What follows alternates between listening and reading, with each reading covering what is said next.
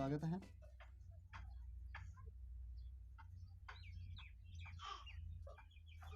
आज फिजिक्स का दूसरा भाग चल रहा है जिसमें स्टार्ट किए थे प्रकाश का परावर्तन। प्रकाश के परावर्तन में एक दो बातें को डील किए थे, जिसमें आज उसमें जो भी बात छुड़ा है उन बातों को हम आज कंप्लीट करेंगे। ठीक है, चलिए। उसमें कुछ कुछ बातें दिए थे जो 2 लाइन में हमने क्लियर कर दिया था, 2 पॉइंट बना करके क्लियर कर दिया था। आज तीसरा पॉइंट चलेंगे। तीसरी बात में हम लोग पढ़ेंगे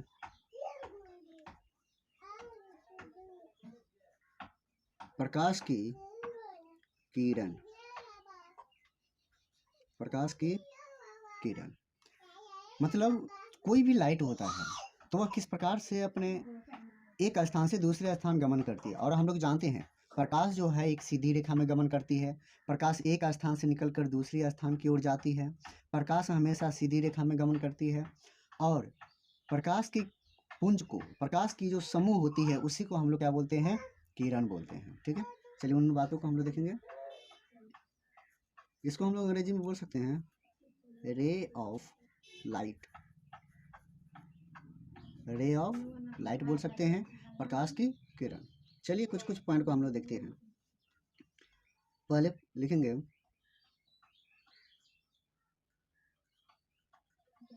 प्रकाश की किरण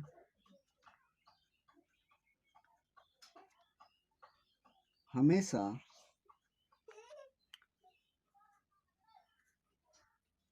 सीधी रेखा में गमन करती है। प्रकाश की जो किरण है वो हमेशा किस रेखा में गमन करती है? स्ट्रेट लाइन में, सीधी रेखा में गमन करती है। दूसरी बात,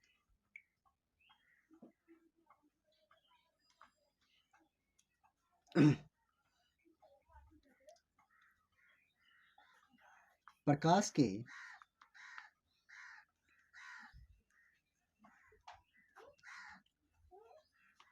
किरणों के समूह को, जिसको हम लोग बोलते हैं ग्रुप, समूह को किरण पुंज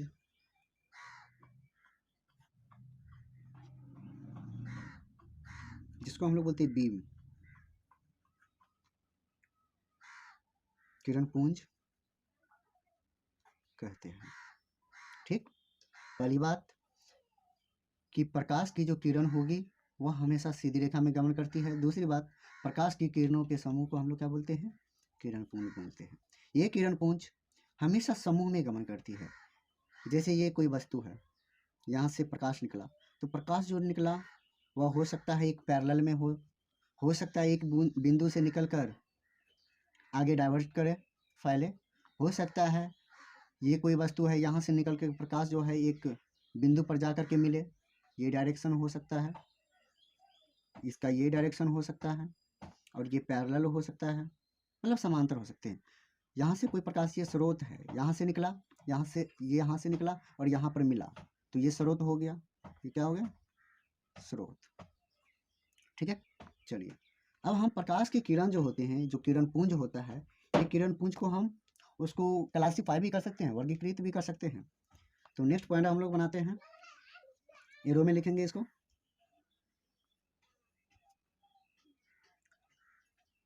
किरण पुंज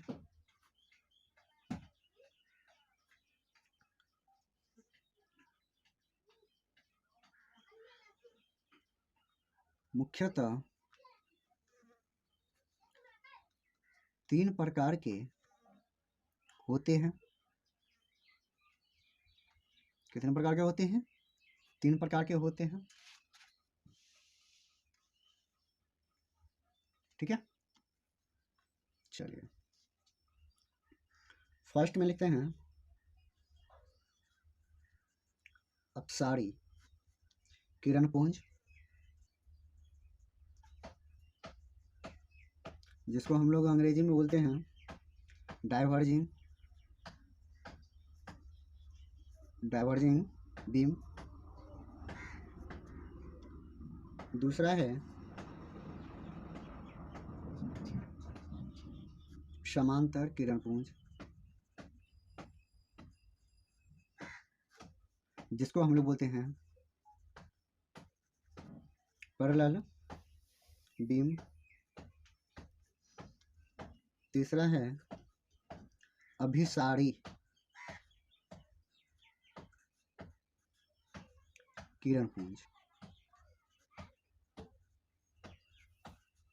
जिसको हम लोग बोलते हैं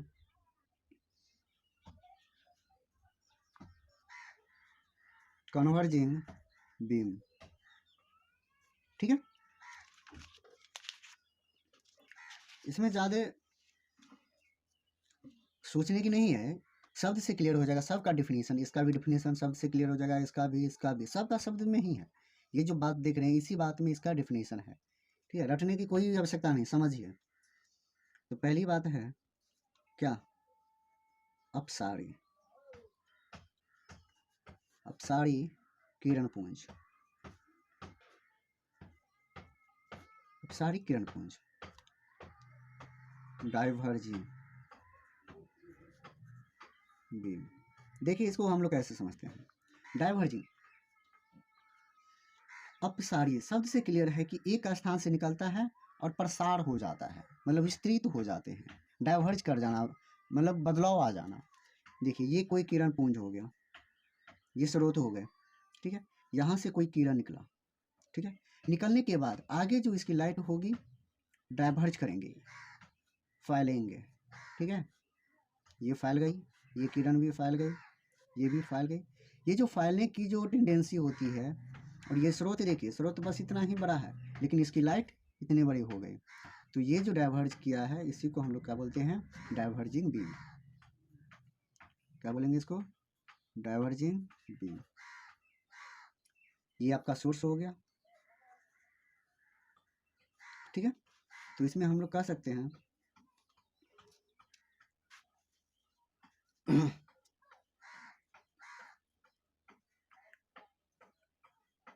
वह किरण पुंज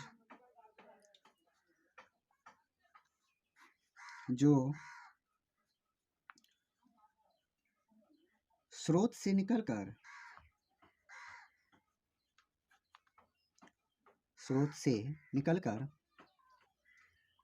आगे फैलती हुई गमन करती है,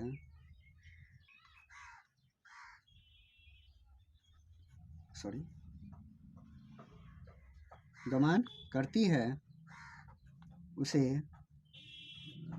अपसारी किरण पुंज कहते हैं।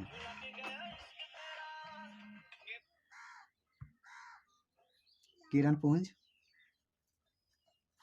कहते हैं। ओके, जैसे आपका टॉर्च हो गया, टॉर्च से हम लोग, ये सेल हो गया, सेल टॉर्च है। ठीक है, इस सेल टॉर्च में आप लोग देखे होंगे कि इसके अंदर एक बल्ब लगा रहता है। ठीक है, ये लेंस हो गई आगे की। ठीक है, इसके अंदर एक बल्ब लगा रहता है जिसका फिलामेंट रहता है। ठीक है, इससे जब कोई स्विच रहता है यहाँ पर, इस स्विच को जब हम लोग ऑन करते हैं, ठीक है, ऑन करने के बाद इससे लाइट निकलती है, और लाइट आगे देखते होंगे कि आप, ये कोई प्रोजेक्टर है, कोई पर्दा है, तो इसके ऊपर में ये सारी लाइट क्या हो गया, अपसारित तो हो जाते हैं। तो इसका एग्जाम्पल क्या हो गया, एक टॉर्च हो गया। क्या, एक स्रोत से निकला और आगे विस्तृत होता गया, फैलता हुआ गया, तो इसी को हम लोग क्या बोलेंगे, अपसारी किरण पुंज। ठीक है, नेक्स्ट दूसरा नंबर देखिए।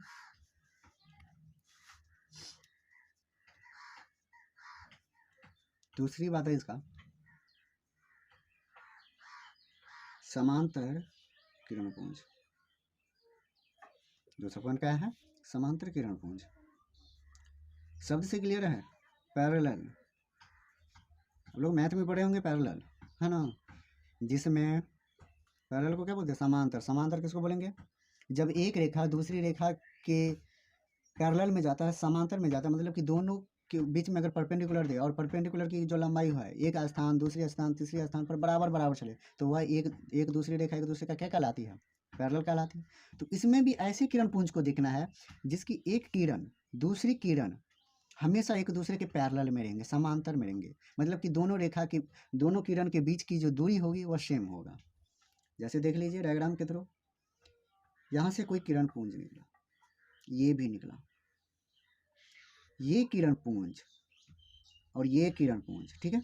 दोनों किरण पुंज ए, किरण पुंज बी, ये दोनों किरण एक दूसरे के क्या है, समांतर है, मतलब दोनों की जो बीच की जो दूरी है वह सेम है, ठीक है। इसी को हम लोग बोलते हैं समांतर। वह एक स्रोत से निकला, स्रोत से निकला, आगे जितना दूरी इसके बीच की जितना है उतना ही अंतिम पॉइंट पर भी इसका जो दूरी है वह सेम है, तो इसी को हम लोग क्या बोलेंगे, समांतर।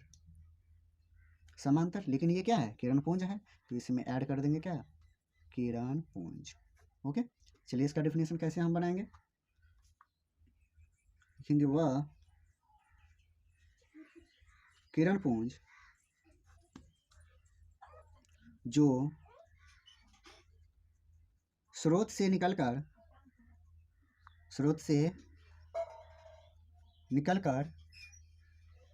जो स्रोत से निकलकर आगे समांतर होती हुई गमन करती है, उसे समांतर किरण पुंज कहते हैं। ओके, वह किरण पुंज जो स्रोत से निकलकर आगे समांतर होती हुई गमन करती है उसे क्या कहेंगे, समांतर किरण पुंज कहते हैं। इसका उदाहरण देख लीजिए, एग्जाम्पल में हम लोग देंगे इसका, जैसे सन हो गया, जो सूर्य का जो प्रकाश है वह एक स्थान से निकलकर वह समांतर क्रम में पृथ्वी पर, जैसे ये सूर्य हो गया क्या, और ये अर्थ हो गए, तो सन से जो लाइट आते हैं वह एक दूसरे का समांतर होते हैं, ये लाइट, ठीक है, और ये लाइट डायरेक्ट धरती पर आता है, ठीक है, तो ये जो आने की जो कर्म है ये समांतर होते हैं इसकी प्रकाश की किरण पुंज, ठीक है। चलिए नेक्स्ट पॉइंट,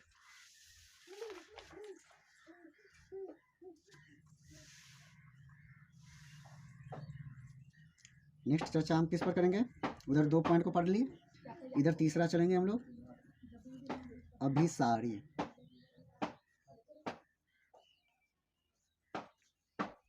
अभिसारी किरण पुंज, इसको हम लोग क्या बोलते हैं, कन्वर्जिंग बीम, ठीक है। इसमें देखिए कई किरण मिल करके एक स्थान को कन्वर्ज करते हैं, एक स्थान पर वो आ जाते हैं, तो इसी को हम लोग बोलते हैं कन्वर्जिंग। इतना इसका स्रोत हो गया, ये अंतिम पॉइंट हो गए, ठीक है, तो इसको हम लोग बोलेंगे क्या, सोर्स, SOURC, और ये जो कोई ऑब्जेक्ट हुआ जिस पर ये लाइट पड़ा, इसको हम लोग बोल सकते हैं ऑब्जेक्ट, ठीक है, मतलब वस्तु। चलिए इसको बनाएंगे, वह किरण पुंज जो स्रोत से निकलकर आगे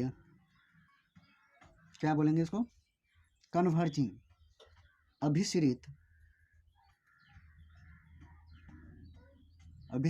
बोलेंगे, ठीक है, अभिसारित होती हुई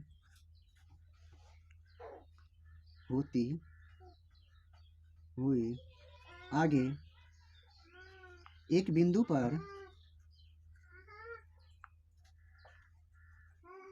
मिलती है, उसे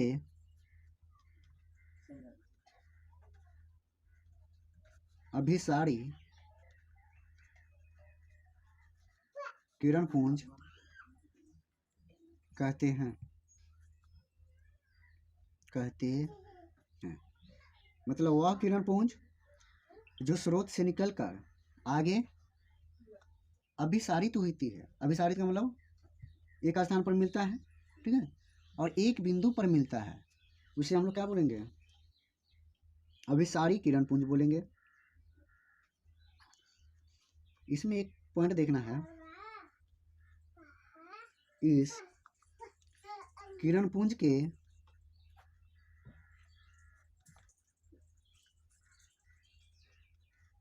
किरणों की बीच की दूरी क्या होती है। देख रहे हैं कि यहाँ की दूरी धीरे धीरे क्या होती है, घटती जाती है, घटती जाती रहती है क्या। चलिए, तो इस चीज़ को हम लोग देख सकते हैं। इसमें किरण पुंज के बारे में पढ़ लिया आज। 3 तरह के किरण पुंज आते हैं, अपसारी किरण पुंज, अभिसारी किरण पुंज और समांतर। अपसारी क्या है, समांतर किरण पुंज क्या है और अभिसारी क्या है, इन सब को क्या करना है, आपको याद करके करना है। ठीक है दोस्तों, आज का वीडियो यहीं तक। इस वीडियो को लाइक कीजिए और सब्सक्राइब कीजिए और बेल आइकन